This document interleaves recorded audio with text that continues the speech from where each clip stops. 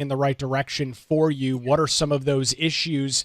It's no surprise, Donna, it's the economy, stupid. I mean, it's always a top issue in political polling, and we're seeing that in this most recent poll as well. Absolutely. So one of the things that we really talked about was what issues are you really going to be talking about going into the North Carolina's U.S. Senate race? So this is something that we still have a year to go. Haven't even gone through the primaries yet, but it really does tell us where people are. And we were seeing that the economy and inflation, cost of living, is still the very top of the pile for people as they are starting to think about how they might vote in 2026. If you combine that with the economy and jobs, certainly much more than that. So, I think it's an ongoing issue, and it's something that we're going to be keeping track of certainly throughout the next year. But it really is the biggest thing. What we did add, though, in this one that we haven't asked before is how will the political party of the candidates impact how you vote? And we haven't asked that one before, but I thought it was really interesting. It came in at number 2. So 17% of North Carolina voters said that the political party of the candidate, not one of our policy issues that we had listed, was the most important, including even among independents who said that the political party of the candidates is really going to play a role in how they vote. Yeah, I mean, it's hard to argue that the political lines are not being dug in further into the sand on both sides of the political aisle, really digging in their heels on a variety of issues, and that is seemingly affecting some of those voters. So, Donna, we talk about the right and wrong direction. Folks are thinking things are not heading necessarily in the right direction, yet our poll is showing for the first time that President Donald Trump's approval in his second term, he is now above water. It's a very slight percentage advantage, approve versus disapprove, but the president is not completely getting drowned out in his unapproval numbers. Right. Yes. So that is one thing we found, that 49.4% approve of how Donald Trump is performing as president, 49% disapprove. So, his numbers are up a little bit, but they still are 49.4 to 49% in approval disapproval rating for Donald Trump as president. And some of that, later in the poll, we asked who owns this economy? Who do you credit for this economy? And most people, particularly Republicans, said that they credit Donald Trump. That with just not even a year in, that they're crediting Donald Trump with this economy. And that's probably going to be the case, and I would expect those numbers to increase the longer that he's in office. Well, and I think that could potentially pose an issue for the president, Donna, as we've discussed tariffs a variety of times here on this show. We've got consistent coverage over on our website, carolinajournal.com. One of the things that we continue to hear from economists is that the full impact of tariffs have not really trickled down through the economy yet. We could be looking at that as we head into the latter parts or early parts of next year. If folks are saying, yeah, the economy is Trump's responsibility and it's his doing, he's going to have to own the good and the bad. Sure. I mean, that is one of the things that we've been watching really closely, because as they take effect and as things happen to prices, how they impact prices, that's going to go on into the fall. So how will that change how people perceive Donald Trump and how they perceive the tariffs? But we did find that majority of people said that they were willing to let them work to see if they can get prices to come down. But most people said that they really weren't willing to wait more than 18 months to 2 years for them to work on bringing prices down. So, patience is kind of narrow, but for the moment, it appears that voters are willing to give them a chance. Let's turn our attention back to the state of North Carolina. Governor Stein has been in office pretty much just as long as Donald Trump. Yes, he was the AG before, so a relatively well-known figure, had a huge election night victory in November of last year. What do voters currently think about the job that Democrat Governor Josh Stein is doing? Sure. Approval is high for Governor Stein right now. It's 50.5%, which is pretty high. I think it actually exceeds Cooper as he was leaving office. 31% for disapproval. But that leaves a big 18% of folks who are unsure. And that really is what it comes down to. They don't know enough about him, and his center of support is in the Triangle area around the Capitol. About 60% approval rating here in the Triangle. Everywhere else is in the 40s. So I think a lot of that speaks to not necessarily that they don't like him. It's more that they just don't know him. And I think he also had a lift there at the beginning because he could work with lawmakers, Republican lawmakers, in Helene recovery. So I think it's still early in the process, but so far a pretty high job approval rating for Governor Stein.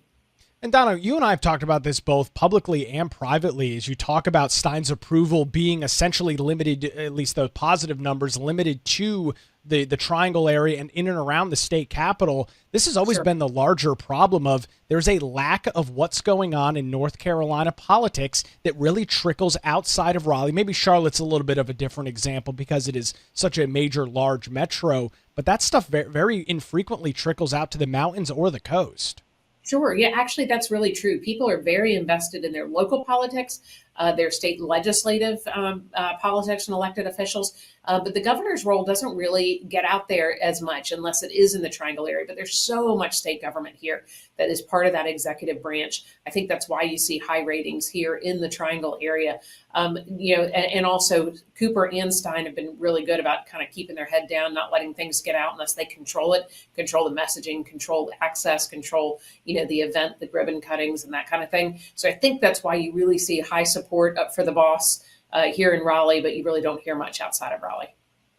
Coming up in March of next year, there will be a primary for both Republicans and Democrats as we turn the corner and head towards what is expected to be a very expensive and highly contentious midterm election in 2026 from Washington, D.C. down here to North Carolina.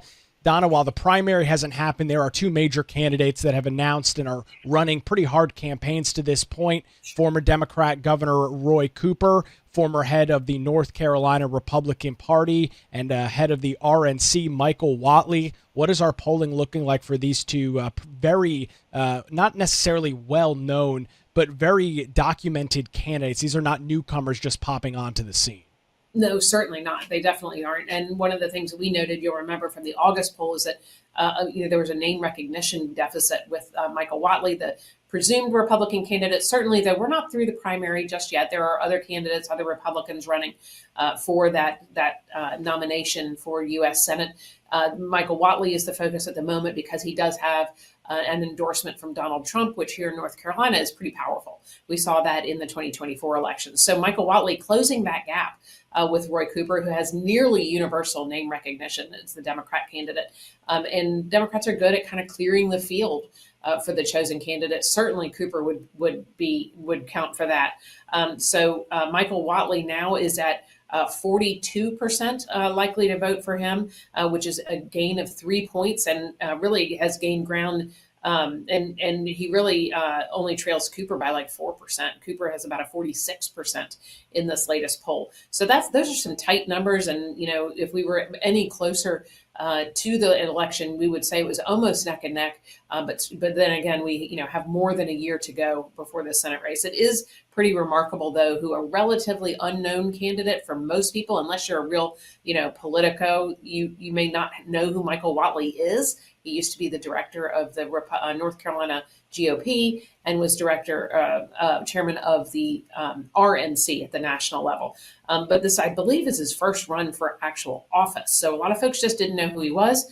But now he's within 4 points of Governor Cooper, and everybody knows who he is.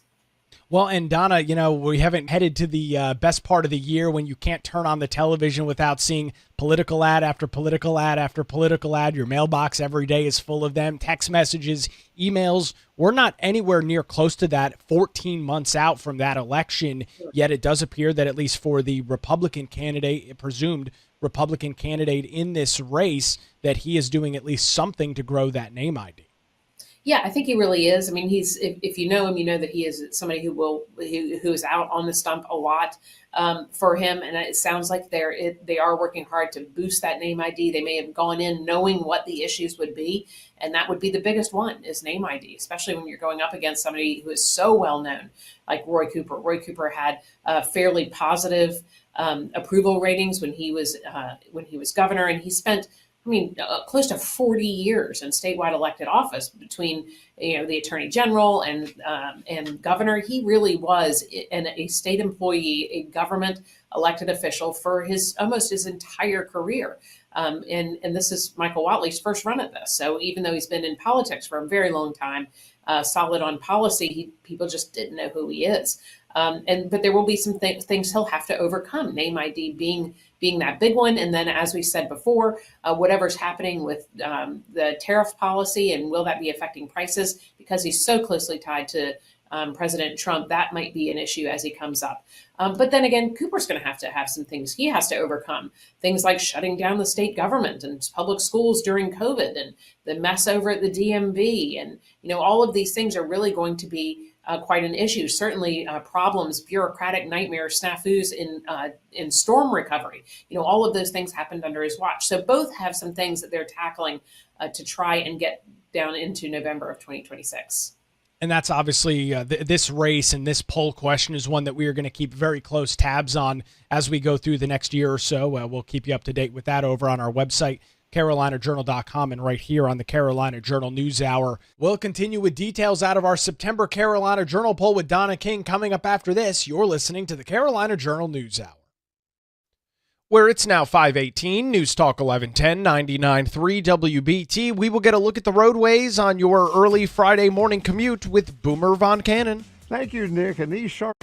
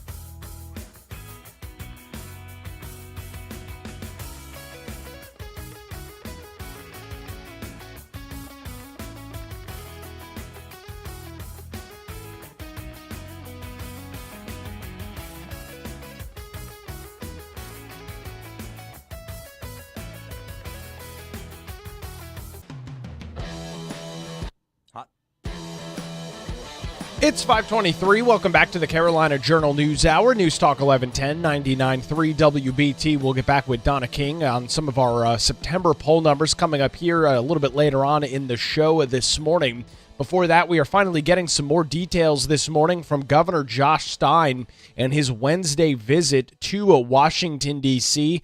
to talk with congressional delegates as well as those in the United States Senate about additional aid for North Carolina from Hurricane Helene. The governor, as well as local officials from Buncombe, Ashe, Haywood, Madison, and Rutherford counties all traveled to D.C. on Wednesday to meet with the administration and members of Congress. The governor, as we have been talking about all week, requesting $13.5 billion from the federal government. In a press release, the governor noted, quote, "It's been nearly a year since Hurricane Helene, and while we are grateful for every dollar of federal support we have received, we need more.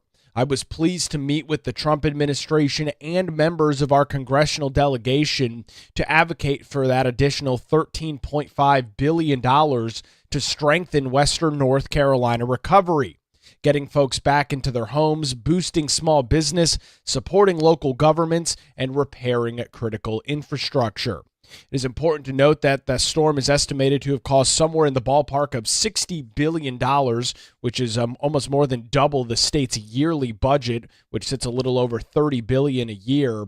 That $13.5 billion request breaks down into a couple of different large areas: $8 billion from HUD to rebuild homes and provide funding for small businesses and complete repairs to critical infrastructure, $400 million from the Small Business Administration in forgivable small business loans to those folks affected in the western half, $1.6 billion from the United States Department of Transportation, that's the USDOT, to restore roads as well as critical infrastructure, including permanent repairs on Interstate 40, which is currently operating in a temporary status. Sometimes some portions of I-40 out west, it is just one lane in each direction. Speed limits 35, 45 miles an hour, so $1.6 billion to solidify some of those repairs, as well as nearly $2 billion from the Federal Emergency Management Agency, or FEMA, primarily for special community disaster loans, which is a loan set up to help local governments finance police and fire protections, help with revenue collection, pay things like hazard insurance, trash collection, and public facility maintenance. While there are 4 areas: restoring homes, supporting small businesses, bolstering government, and building roads, that make up most of the $13.5 billion worth of requests from Congress, the governor said that the state is still waiting for $6 billion that Congress appropriated last December with the American Relief Act. The governor saying, quote, "So far, North Carolina has received or been awarded federal funding equivalent to about 9% of the total damage of Hurricane Helene. States that were similarly devastated following Hurricanes Katrina, Maria, and Sandy saw 70% of their damages covered by federal funding. The average is typically between 40 and 50% of total damage in federal relief dollars. Stein's $23 billion request includes $6 billion worth of previously appropriated monies, which would bring that total of federal support from North Carolina up to around 47%. Coming up next week, and we will be talking about it, September the 24th will mark that 1-year date when Hurricane Helene brought so much destruction and devastation to Western North Carolina. We will be diving into a variety of details on that next week. We'll also be trying to catch up with some small business owners and other folks that have been dealing with the recovery and dealing with some of these relief efforts over the past calendar year to see how things are going as the state continues to push forward after the devastation and destruction of Helene. That's coming up next week. You can read some more, including some pictures of Governor Stein, those representatives and delegates from North Carolina and members of Congress. We've got pictures of those and some additional details this morning over on our website, carolinajournal.com. That story's headline: Stein and county officials go to D.C. to advocate for more Helene recovery funding. You can read those details at carolinajournal.com. It's now 5:28 on the Carolina Journal News Hour, News Talk 1110, 99.3 WBT. We will head back to the traffic center on your Friday morning and get a look at the roadways with Boomer Von Cannon. Hey, thank you, Nick. Bojangles.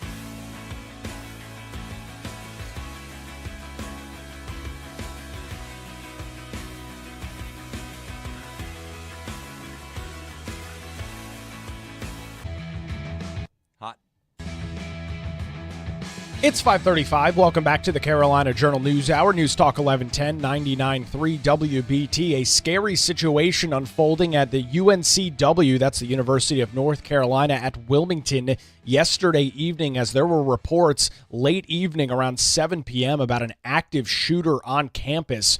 That caused the campus to be in lockdown for the better part of 3 hours before officials from the college reported to students, faculty, staff, and community members that was a false alarm and noted, quote, "Please be aware that much misinformation is circulating on social media. Here are some facts about today's events. This afternoon and evening, multiple reports came in claiming that an armed attacker was on campus. The reports have been investigated and found to be untrue. We intend to thoroughly review each of these sources and provide more details in the coming days." UNCW made some national news this week as well after students on campus argued and debated over what is known as the UNCW Spirit Rock. It was painted with a Charlie Kirk memorial on Monday to only have early Tuesday morning left-wing agitators on campus cover that memorial with buckets of paint. That did receive national news from major outlets, including Fox News and others. And this report last night of an armed shooter on campus, again, being reported from multiple reports on social media. A lot of misinformation, I'll note as well. At 11:40 last night, the college sent out another update saying, quote, "In an abundance of caution, UNCW will cancel classes on Friday, and all assignments and exams are postponed.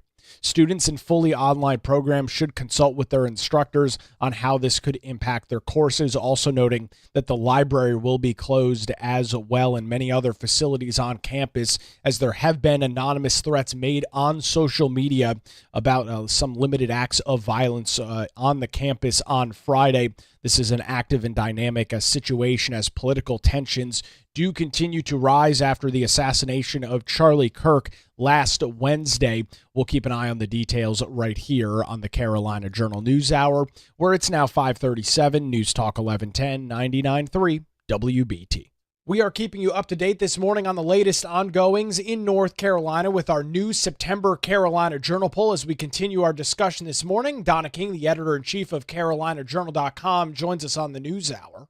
Donna, unfortunately, Charlotte, North Carolina has been getting some increased national media coverage over the last couple of weeks. It's not because a new big business is opening or anything of that nature. It's after the horrific murder of 23-year-old Irina Zaruska on a Charlotte light rail in late August. That has really gripped the nation. There's been a lot of discussion on it, including even from President Donald Trump. Now we're learning details about a congressional hearing that's going to be taking place here in Charlotte in the next couple of weeks. What are folks' thoughts on public transit in our new poll?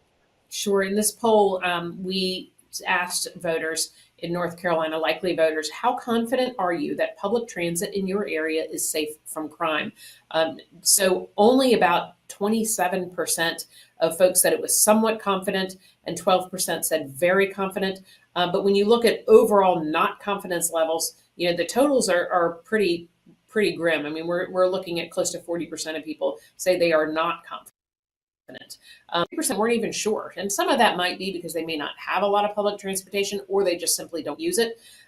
In Charlotte, which is what we're watching so closely, about 50% of folks say that they believe that public transit is not safe in their area. And I was actually there earlier this week. My daughter lives in the South End neighborhood where the murder happened, right there at the stop, actually. And there's definitely a palpable tension in the neighborhood around where this crime happened. And it's a nice area. I mean, there's an Abercrombie and Fitch right across the street from the stop where she was murdered. But it's tough. And I think that's what city leaders are worried about. That they're worried people won't use it. And now they have to deal with, of course, federal and state level officials saying, hey, what's going on down there? And are you really keeping people safe? Well, and it's also relevant coming up a little bit later this year, Donna, ahead of the midterm elections. There's going to be a sales tax increase on the ballot for voters in Charlotte and Mecklenburg County to fund additional public transportation projects. To me, that's got to be a tough issue to deal with when half of people in the area say, I don't feel safe riding public transit. It seems like they probably would not be in favor of having more of their money taken away to fund something that either A, they don't want to use, or B, they don't feel safe to do it anyway. Sure, sure. Well, in talking to people in Charlotte this week, the number one thing that I heard from most people who use it on a regular basis is that it's really not secure because no one checks tickets. There's no turnstile to get on it. You can literally, just walk straight up and get on one of the cars. And there are monitors occasionally. You don't see them very often. There are monitors on these to make sure people are, have a ticket and aren't misbehaving. But if they are stopped by a monitor, that monitor is not a police officer. They just jump off and get onto another car. So it really isn't a super secure line. And I think that's what we're seeing. Just simple railings and turnstiles may deter some. But there's also nonprofits in the city who can hand out passes for free. So that's not really a barrier, but those are the kind of things that I think most commuters would like to see, to have some sort of measures in place to keep it secure. Obviously, that is a major national story, and here a local story that we'll be keeping an eye on as well. Donna, one of the other huge national stories that really kind of sucked a lot of the air out of the room from the Charlotte story, which was getting huge national attention throughout the early and middle parts of last week, the assassination of Charlie Kirk that happened last Wednesday on the campus of UVU in Utah. That event taking place, a 30-hour manhunt. A suspect is now in custody. Charges levied against the Utah prosecutors. And really, Donna, one of the concerning things in all of this has been some of the response, with people cheering on his assassination, saying, we need to go after his wife next. We need to go after more and more Republicans. This has been a very interesting thing to watch predominantly unfold on social media. What do North Carolina voters think about political violence? Sure. Well, first, we kind of wanted to set a base level. How concerned are you with the rise of political violence in the United States?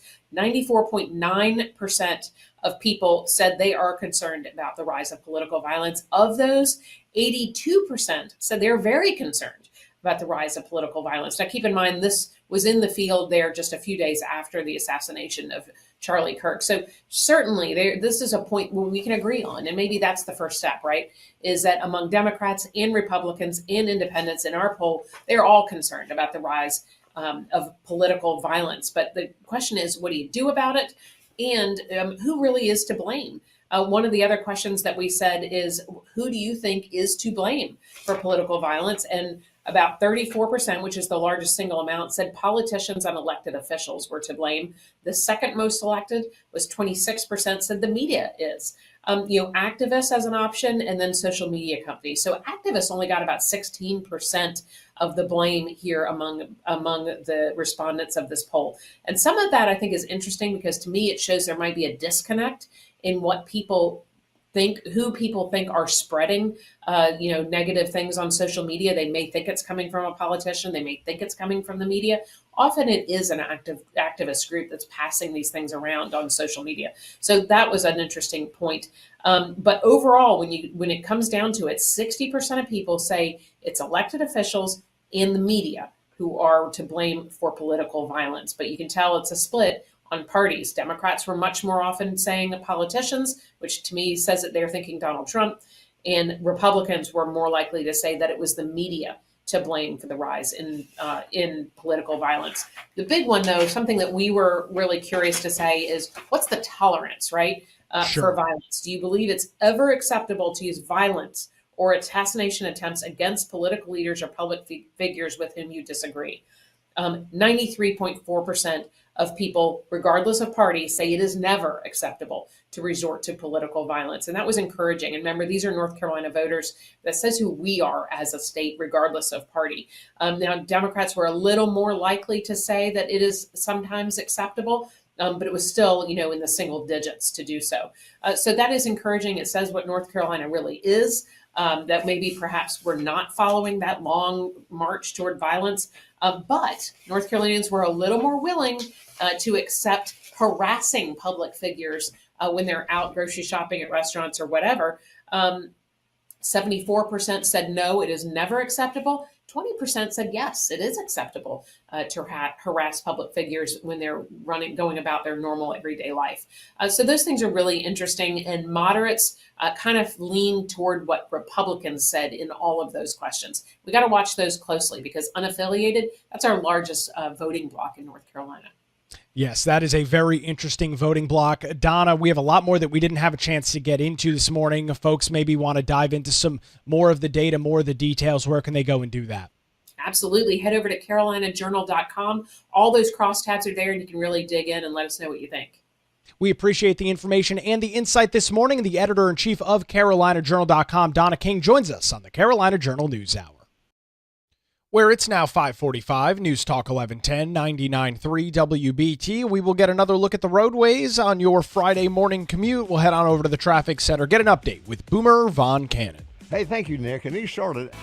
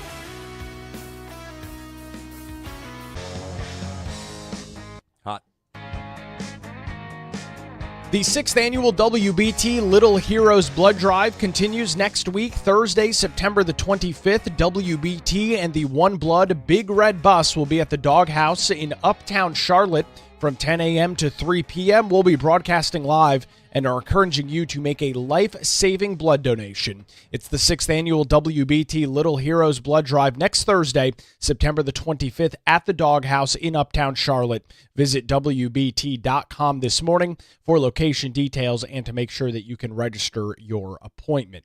It's now 5:52. Welcome back to the Carolina Journal News Hour, News Talk 1110, 99.3 WBT, as we have discussed this morning, both in our Carolina Journal poll and in some of the concerning information coming out of UNCW in Wilmington, UNC Wilmington. Some discussion over free speech on college campuses. Well, we've got a new report out this morning from the Foundation for Individual Rights and Expressions, also known as FIRE. They recently released their 6th annual report on the status of free speech on college campuses. FIRE gauged students' experience with free speech by asking them questions related to expressing controversial opinions both in and out of the classroom, their perceived institutional tolerance for differing viewpoints, and how often students practice what is known as self-censorship. FIRE is a nonprofit civil liberties group that aims to advocate for and educate on free speech nationally. And in this new survey, more than 68,000 students on 257 college campuses were polled, as this survey ran from January to June. So before the Charlie Kirk assassination. However, some very concerning numbers in this survey. It asked students how acceptable various forms of protest against campus speakers would be.